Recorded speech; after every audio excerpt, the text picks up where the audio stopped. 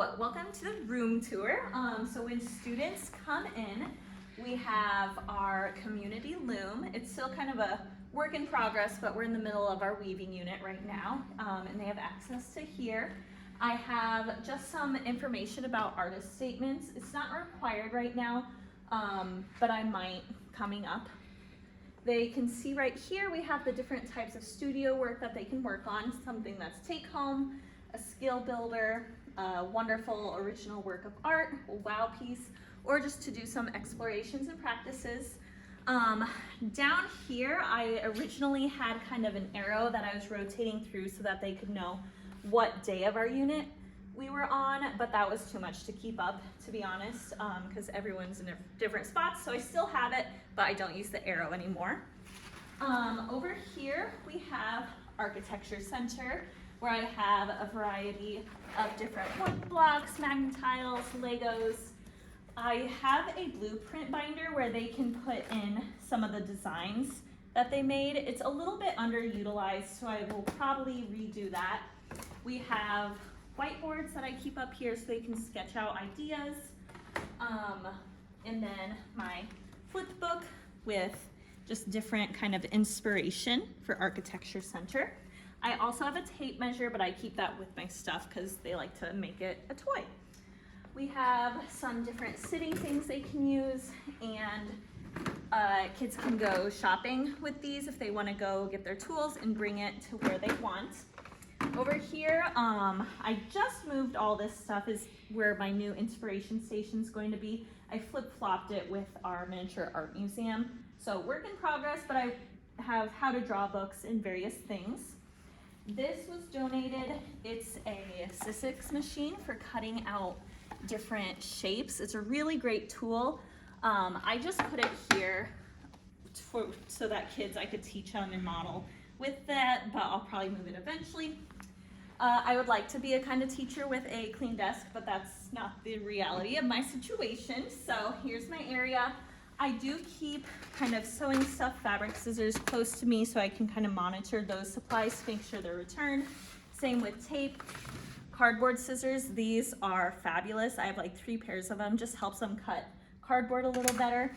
And then this is where my inspiration station / break room used to be. It's going to be a miniature art museum. So I have my artists, I have some art that they can kind of put up and down. This is a great book that I was going to introduce it with. So that's my spring break goal. And then on the back here, if you want to zoom in, I just have this kind of double-sided sequin. This is good for when kids need a break with their little fidgets and stuff. This is Drawing Center. I have different little posters for them to look at. I did keep pastels back here, but it wasn't very easily accessible for the kids. So I found visibility and accessibility. Those were big things that I had to make adjustments for throughout the year. Over here, we have our drawing materials plus some glues, Sharpies. It's always good to keep extra lids of stuff. And these shelves are new. I'm going to put just a bunch of sample sculptures.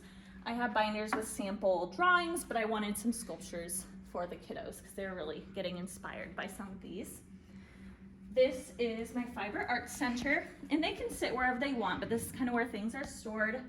Up in the top drawer over here, I have my stuffings, my thread. This kind of thicker thread is what I'd recommend. I did buy some thin stuff from a thrift store, but it's hard for them to knot. I have tons of little scraps, and then I do have bigger pieces in the back that they can ask for, more scraps. This is our yarn monster. Pretty self-explanatory. It's free access, but I have nicer yarn in the back that they can ask for as well. Here's Sculpture Center.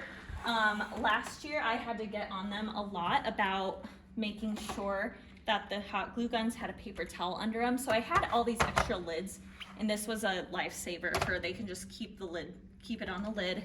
Yep, and this is to monitor our size. I have tons of recyclables that I need to refill.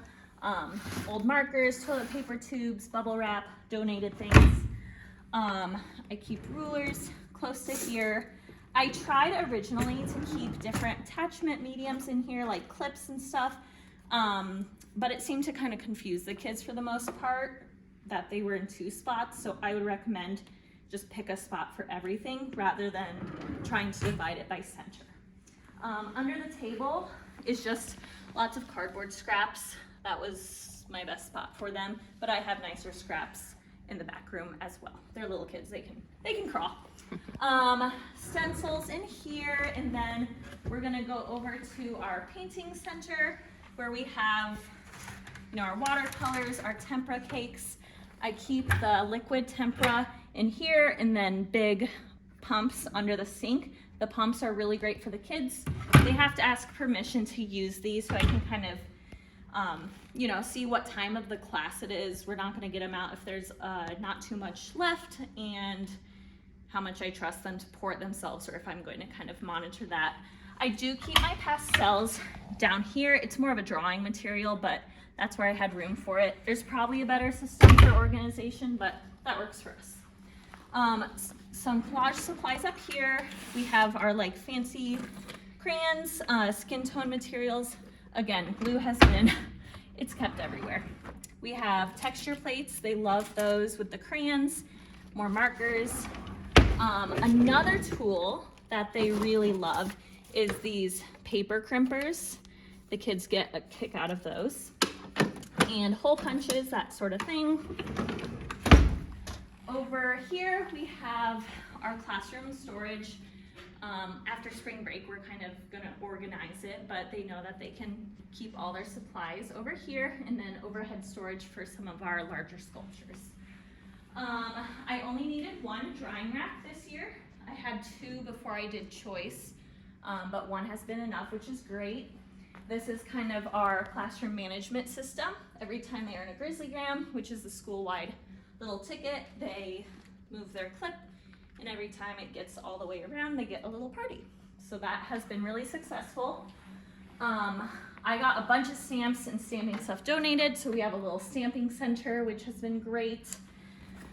Also lots of scrapbook paper donated, so this is kind of like part 2 of collage, and then this is another hot glue station so that they can spread out. Oh, and so it's low temp, of course. I have these garden gloves that it's optional. I don't want it to ruin their dexterity, but especially kind of 3rd grade, 2nd grade, I don't go younger than that with the hot glue guns. Pencils, I have a lot of envelope donations, so I try to keep that out for them.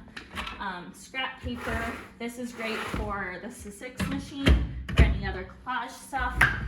This, I tried it out, it works pretty well. These are just things that I want them to know we have, but I keep it in the back, so they have to ask for it. I was afraid it would get a little out of hand with kids just asking all the time, and it's not too bad, and they know if I'm too busy, I can just say, not right now. This organizer's great. They have open access to this, and again, that hasn't been too much of an issue. I do have larger sheets, they just have to ask permission, but usually I say yes, and then some extra collage stuff. I have our little sweepers. These strings are for our architecture contest. So this is the tallest sculpture building 6th grade has made that stood on its own for 5 seconds. This is the tallest for 5th grade. 4th grade, they don't have a number 1 yet. So that has been, my upper grades have really enjoyed that. I think that's pretty much it. Can I show the back room real quick? So kids can move to whatever center they want at any point. The names are really just to help them with the center tracker and to know where supplies are. So I was blessed with a very large back room, but here I keep a lot of other sculpting materials, toilet paper tubes I'm constantly collecting, cardboard, foam has been a hit recently. I try to keep my printing stuff together, so I have my jelly plates, linoleum, little foam pieces, stuff like that. My nicer colored pencils I do keep back here. A lot of the older kids know where to get them, so they can ask for the nicer ones and I'll say, okay, yeah, go grab them. In here I keep my sort of crafty things, you know, beads, buttons, gems, that sort of thing, extra glue, glitter, and yarns. And then I have a sculpture cabinet with clays, glazes, like texture tools, stuff like that. We have lots of different paper, my big chunks of cardboard. The kiln room is back there.